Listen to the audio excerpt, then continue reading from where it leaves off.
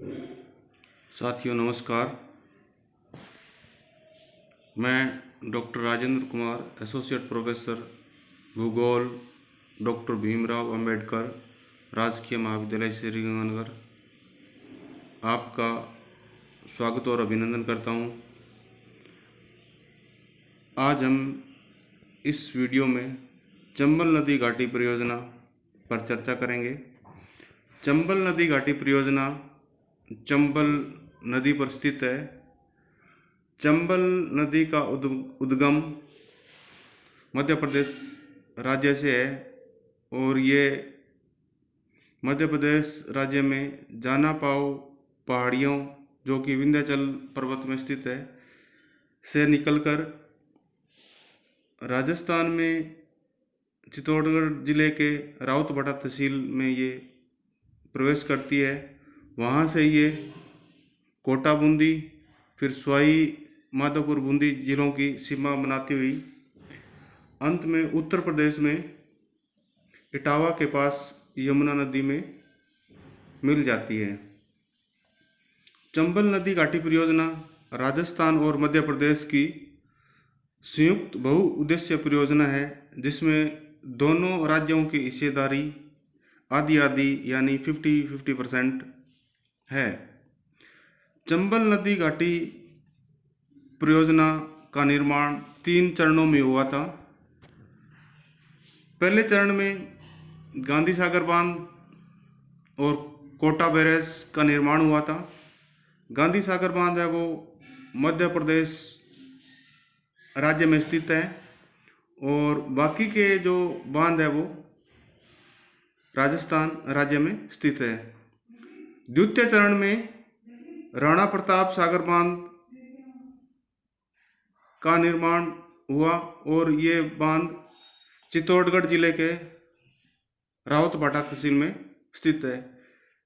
तृतीय चरण में ज्वार सागर बांध का निर्माण किया गया और ये कोटा में स्थित है। ये चंबल नदी घाटी परियोजना का मानचित्र देख रहे हो आप। इस मानचित्र में जो नदी की डायरेक्शन है वो येलो एरो द्वारा दर्शाई गई है और इनकी चौड़ाई ज़्यादा है। जो येलो कलर के पतले एरो है, इनके द्वारा कोटा बैरेज से निकलने वाली दाईं और बाईं नहर की लोकेशन और इनकी दिशा प्रदर्शित की गई है।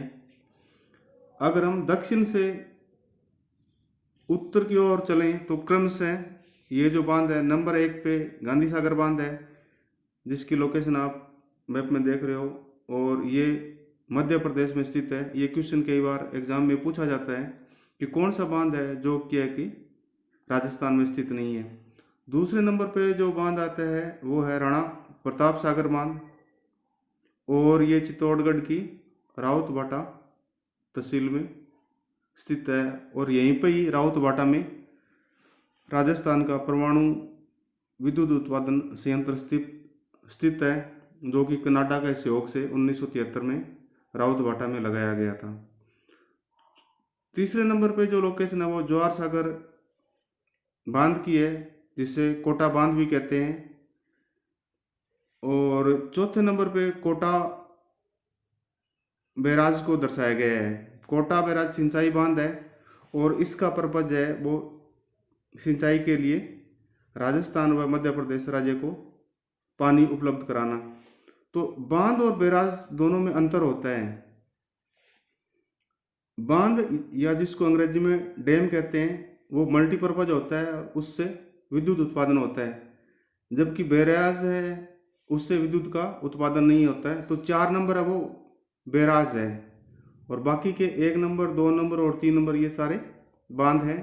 तो इन दोनों में शब्दों में कन्फ्यूजन बिल्कुल नहीं होना चाहिए। ये लोकेशन दर्शाई हुई है।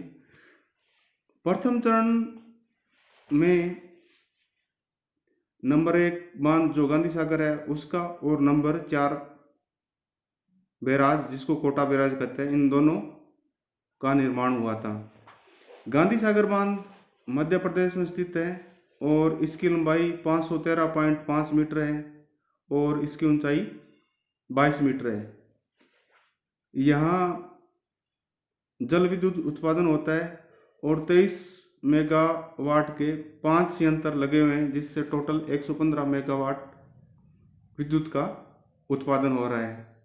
गांधी सागर बांध की भराव क्षमता 580 स्क्वायर किलोमीटर है और ये बांध है वो 1959 में बनकर तैयार हो गया था। प्रथम चरण में भी कोटा के पास कोटा बैराज बनाया गया और इस बैराज का मुख्य उद्देश्य राजस्थान और मध्य प्रदेश को सिंचाई के लिए पानी उपलब्ध कराना है। जो दाई नहर है वो राजस्थान और राजस्थान के बाद में मध्य प्रदेश को जाती है, जैसे कि आप इसमें देख रहे हो, और इसकी कुल लंबाई 372 किलोमीटर है। 124 किलोमीटर ये राजस्थान में है और रिमेनिंग पार्ट 248 किलोमीटर वो मध्य प्रदेश में है। और इससे जो दाई नहर है वो मैप में 6 नंबर से दर्शाई गई है और ये कोटा और बूंदी जिलों में सिंचाई सुविधाएं उपलब्ध कराती है और ये अंत में बूंदी के पास मेज नदी में मिल जाती है। द्वितीय चरण में रावतभाटा में राणा प्रताप सागर बांध का निर्माण किया गया, जो कि चित्तौड़गढ़ जिले में स्थित है। इस बांध की लंबाई 1100 मीटर और ऊंचाई 42 मीटर है और यहाँ पे जल विद्युत उत्पादन होता है और 43 मेगावाट के 4 जल विद्युत संयंत्र यहाँ स्थापित किए हुए हैं, जिससे कुल 172 मेगावाट विद्युत का उत्पादन होता है। तो ये प्रोजेक्ट द्वितीय चरण में पूरा हो गया था। तृतीय चरण में जवाहर सागर बांध का निर्माण किया गया, जो कि कोटा के बोराबास गांव के निकट है और जो कोटा बैराज से 16 किलोमीटर दक्षिण में स्थित है।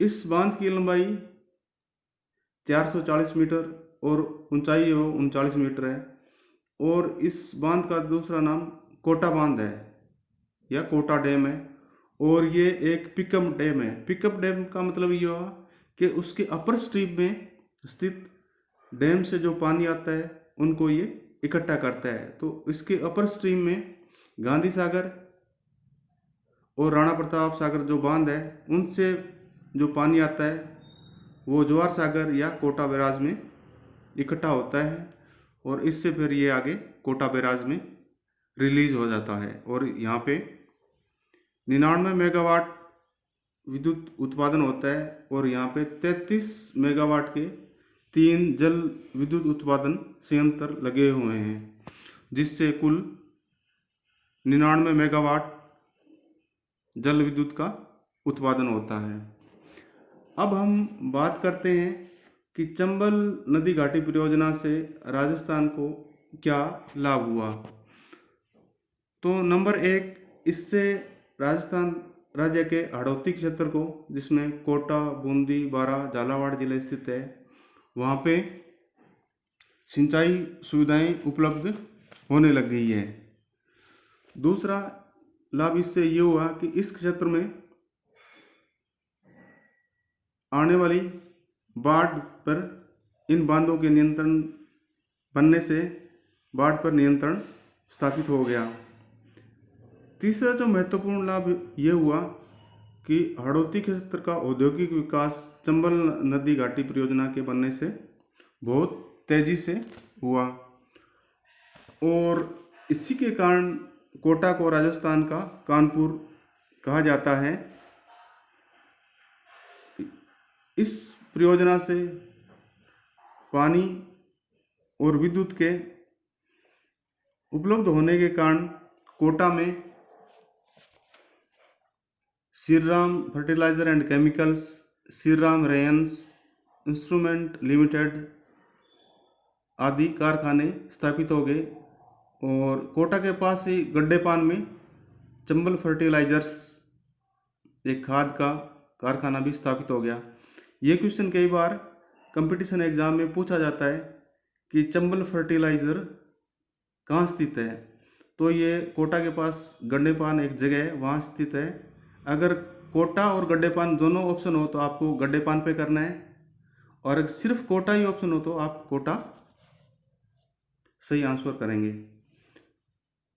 चौथा जो महत्वपूर्ण बदलाव चंबल कमांड एरिया में हुआ वो ये हुआ कि चंबल नदी घाटी परियोजना से सिंचाई के लिए पानी उपलब्ध हो गया, और जिसकी वजह से यहाँ पे कम पानी वाली फसलों के स्थान पे ज़्यादा पानी वाली फसलें जैसे ज्वार, तिलहन, गेहूँ, गन्ना आदि का उत्पादन हो गया, और जिसके परिणाम स्वरूप फसल प्रारूप में परिवर्तन हो गया। यानी कम वाली पानी वाली फसलें जैसे ज्वार के स्थान पर चावल, तिलहन, गेहूँ, गन्ना आदि का उत्पादन शुरू हो गया, और इनका उत्पादन भी कई गुना हो गया।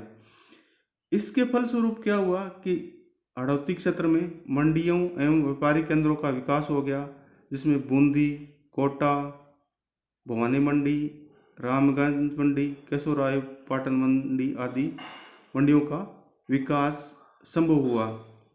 और चंबल नदी घाटी परियोजना से कुल 386 मेगावाट विद्युत का उत्पादन हुआ, और जिससे हाड़ौती क्षेत्र को बहुत ज़्यादा विकास में सहायता मिली।